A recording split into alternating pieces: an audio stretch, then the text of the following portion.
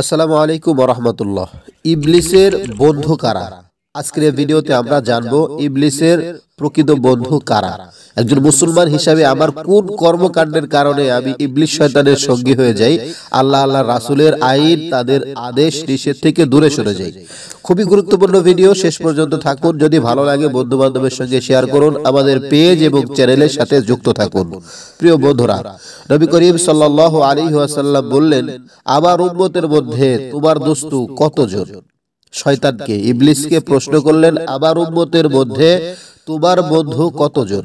ইবলিস তখন বলল, আপনার উম্মতের মধ্যে 11 প্রকার মানুষ আমার দোস্ত। আপনার উম্মতের মধ্যে 11 প্রকার মানুষ আমার দোস্ত। 1 নাম্বার, যে বাদশা জালিম হয় এবং মানুষের প্রতি যে ইনসাফ বা ন্যায় বিচার করে না। 2 নাম্বার, যে অহংকার করে বা নিজেকে নিজে বড় মনে করে।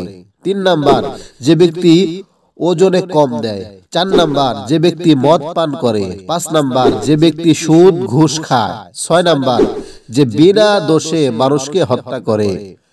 7 নাম্বার, যে চগলখড়ি করে, একজনের দোষ অপরজনকে বলে ঝগড়ার সৃষ্টি করে।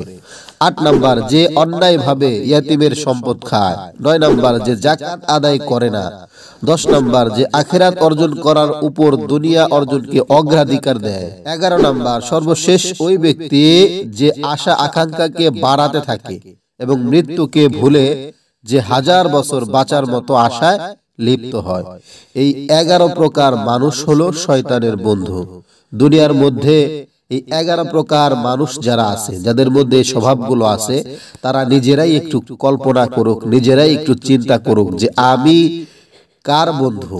আমি কি আল্লাহ নবী সাল্লাল্লাহু আলাইহি ওয়াসাল্লামের বন্ধু হতে পারলাম, নাকি আমি শয়তানের বন্ধু হয়ে গেলাম? আমি কি আল্লাহ রাসূলের দলে রইলাম, নাকি শয়তানের দলে একজন সদস্য হয়ে গেলাম?